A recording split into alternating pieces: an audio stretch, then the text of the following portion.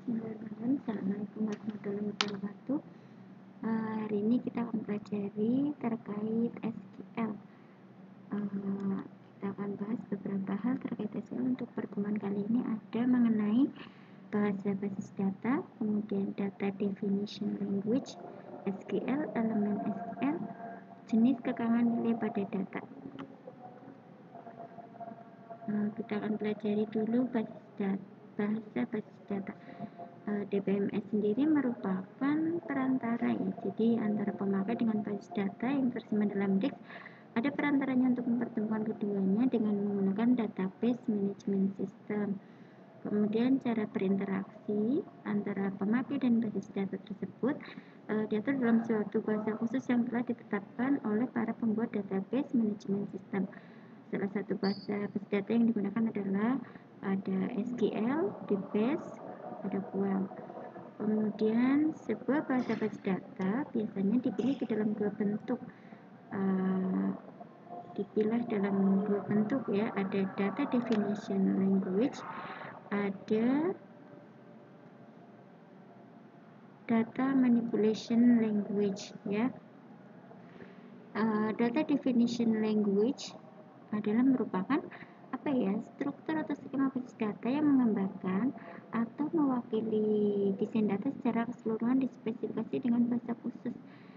Ada DDL, kita dapat melakukan apa saja, kita dapat membuat tabel baru, kemudian bisa juga untuk membuat indeks, mengubah tabel, dan menentukan struktur penyimpanan tabel. Kemudian ada jenis DDL, ada beberapa kita bisa lihat seperti di tabel ya, ada create table, create index, itu untuk membuat indeks. Kemudian untuk melakukan perubahan kita bisa gunakan alter table. Kemudian untuk penghapusan tabel kita bisa gunakan drop table untuk menghapus indeks, sama ya perintahnya drop hanya di sini adalah drop index. Kemudian terkait hak akses di sana ada dua pernyataan, ada grant dan revoke. Grant itu untuk memberikan hak akses, sementara revoke itu untuk mencabut atau menghapus hak akses. Kemudian SQL sendiri singkatan dari Structured Query Language. Structured Query Language dalam bahasa Inggris dibaca SQL. SQL merupakan bahasa query standar ya, yang digunakan untuk mengakses basis data relasional. Standarisasi SQL sendiri pertama dilakukan oleh ANSI ya, American National Standards Organization, melalui aplikasi database language SQL. Selain dari ANSI, standarisasi SQL juga dilakukan oleh ISO, International Standard Organization. Kemudian SQL bisa dianggap sebagai subbahasa dan dia juga dianggap bisa sebagai bahasa. Hal ini karena apa? Dianggap bukan merupakan subbahasa query karena SQL itu nggak hanya dipakai untuk memperoleh data saja, tapi juga memiliki kemampuan antara lain pendefinisian struktur data, kemudian juga bisa melakukan pengubahan data, kemudian juga bisa dilakukan untuk pengaturan sekuritas ya, tadi ada grant, revoke ya. Kemudian sementara SQL bisa dianggap sebagai sebuah bahasa karena apa? Karena SQL tidak mendukung pernyataan bahasa yang lengkap. Jadi SQL itu tidak menyediakan misalkan pernyataan pengujian kondisi semacam if pada COBOL ya. Kemudian pernyataan iterasi atau pengulangan semacam repeat pada Pascal. Kemudian ini kita bisa lihat beberapa antarmuka SQL terhadap DBMS ya. Kita bisa lihat di sini. Jadi penggunaan SQL sendiri pada database management system cukup luas ya, dan banyak dipakai oleh berbagai kalangan. Ada database administrator, programmer, atau pengguna. Di sini ada beberapa klien ya. Misalkan di sini ada klien yang memang menggunakan aplikasi Visual Fox Pro, ada juga yang menggunakan aplikasi Delphi ya. Kemudian di sini Oracle, basis datanya menggunakan DBMS menggunakan Oracle ya sebagai server. Kemudian kita bisa lihat SQL itu bisa sebagai bahasa administrasi data, sebagai bahasa query interaktif. Jadi bisa juga SQL sebagai bahasa pemrograman basis data. Kemudian bisa juga untuk bahasa klien atau server ya. Kemudian elemen-elemen SQL apa saja ya? Jadi elemen dasar SQL mencakup ada pernyataannya, ada namanya, kemudian tipe datanya, ada konstansa, ekspresi dan fungsi bawaan. Jadi di sini ada beberapa pernyataan ya, contohnya kita bisa lihat pernyataan adalah perintah SQL yang meminta suatu tindakan kepada DBMS SQL. Pernyataan dasar SQL sendiri kita bisa lihat ya, di sini ada pernyataan misalkan alter. Alter itu untuk mengubah struktur tabel. Kemudian ada commit itu untuk mengakhiri sebuah eksekusi transaksi. Kemudian ada create menciptakan tabel, indeks atau pandangan. Kemudian delete untuk menghapus baris dalam tabel, ada drop untuk menghapus tabel, indeks atau pandangan ya. Kemudian grant itu berkaitan dengan hak akses ya. Jadi ini digunakan untuk menugaskan hak terhadap basis data kepada pengguna ataupun grup pengguna. Sementara insert itu untuk menambahkan sebuah baris ya, ada tabel. Revoke itu kebalikannya dengan grant ya. Kalau grant itu memberikan hak akses, sementara revoke itu untuk membatalkan hak akses terhadap basis data. Sementara rollback itu mengembalikan ke kondisi awal apabila transaksi yang dilakukan itu gagal. Kemudian di sini ada select. Select itu untuk memilih baris dan kolom pada tabel. Kemudian update itu untuk mengubah nilai pada suatu baris. Di sini ada beberapa yang perlu kita perhatikan juga ya. Nama digunakan itu sebagai identitas ya. Jadi di dalam sebuah basis data itu akan ada banyak objek-objek ya. Contoh objek dalam basis data itu ada tabel, kolom, pengguna. Kemudian setiap data itu juga memiliki tipe data. Tipe data sendiri terbagi jadi dua ya, ada tipe data standar, ada juga tipe data perluasan. Untuk tipe data standar sendiri ada 3 ya, ada char, integer, sama numerik. Untuk char itu untuk menyatakan deretan karakter atau string ya, sementara integer untuk menyatakan bilangan bulat. Numerik itu untuk pecahan atau real. Sementara tipe data perluasan kita bisa lihat ada varchar. Varchar itu untuk menyatakan string yang panjangnya bervariasi. Kemudian untuk money sendiri itu untuk menyatakan uang. Boolean itu menyatakan tipe logikal true atau false. Kemudian block untuk menyatakan data biner ya. Serial itu untuk nilai yang urut. Kemudian kita akan belajar bagaimana membuat database ya. Pada DBMS menyediakan pernyataan create database ya untuk menciptakan basis data. Kita bisa lihat contohnya kita akan membuat database bin film ya. Kita tuliskan pernyataannya create database bin film. Kemudian apabila kita akan menggunakan database tersebut, kita perlu melakukan mengkoneksikan ke suatu basis data. Jadi di sini kita bisa contohkan pada SQL 92 menyediakan pernyataan connect ya. Misalkan kayak gini. Kita membuat pernyataan connect to basis data user sama username sama password. Basis datanya di sini adalah merupakan nama basis data yang akan kita akses. Kemudian namanya itu adalah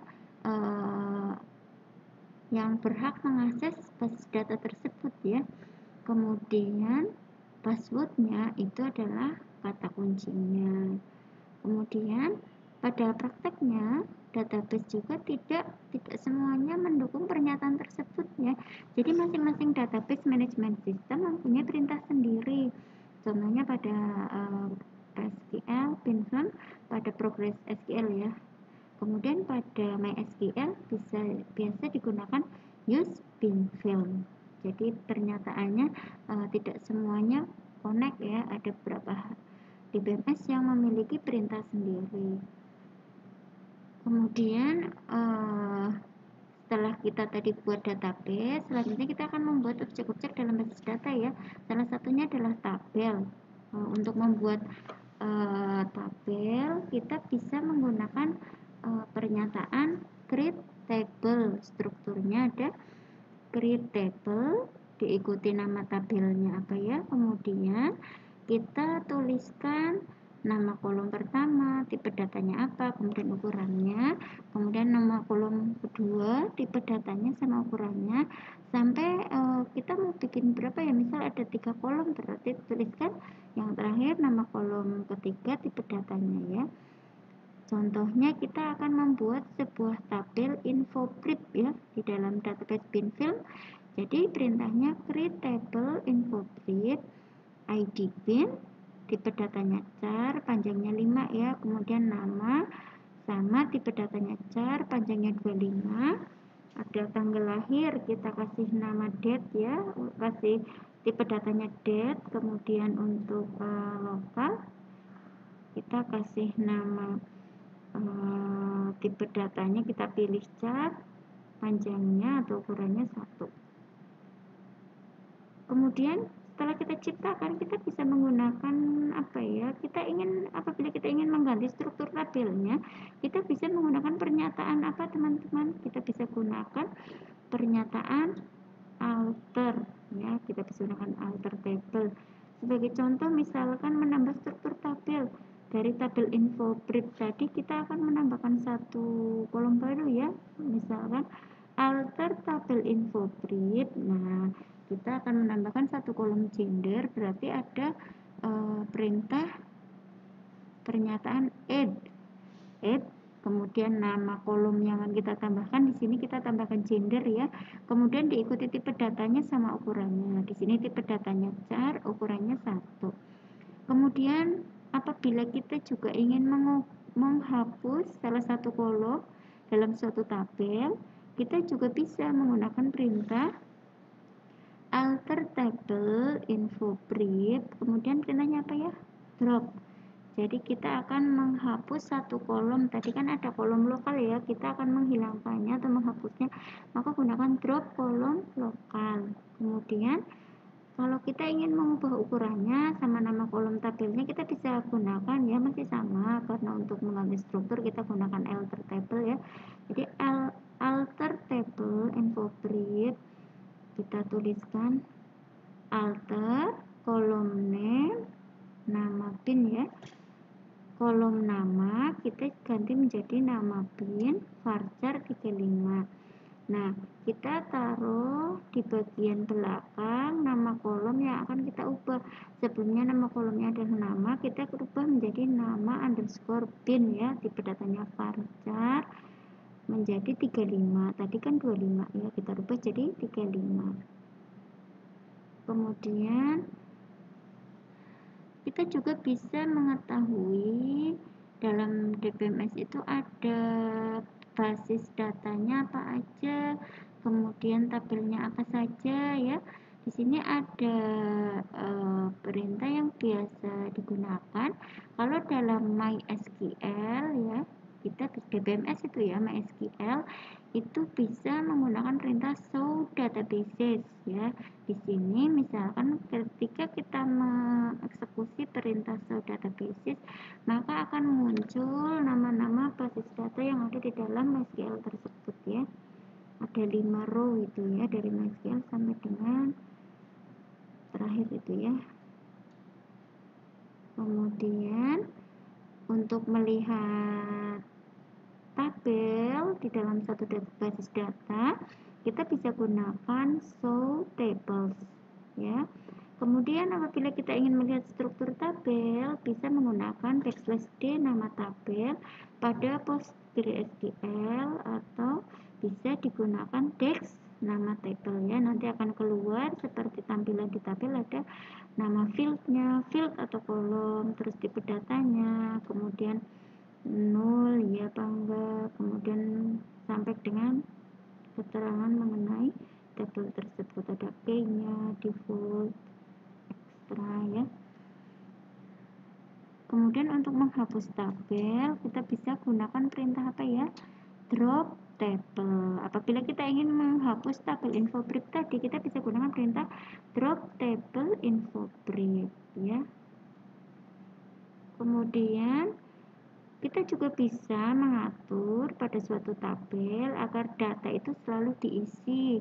Bagaimana caranya kita membuat supaya data pada saat kita melakukan pengisian data itu harus selalu terisi, maka kita tambahkan kata kuncinya itu not null ya. Jadi contohnya pada saat kita membuat tabel info brief tadi, kita tambahkan not null. Nah, artinya pada saat kita melakukan pengisian, maka otomatis data itu harus diisi, nggak boleh kosong.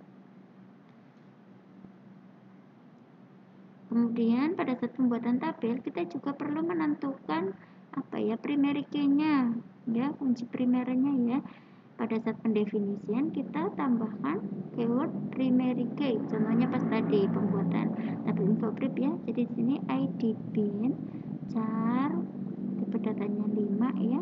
Tipe datanya char, ukurannya 5, kemudian not null primary key. Jadi di sini kita setting ID bin itu sebagai kunci primer. Selain kunci primer, kita juga bisa membuat kunci komposit ya. Jadi kunci komposit itu kunci primer yang tersusun lebih dari satu kolom. Untuk membuatnya kita bisa perintahkan di dalam pembuatannya untuk primary key-nya itu ada ID bin sama kode film. Itu untuk membuat kunci komposit ya.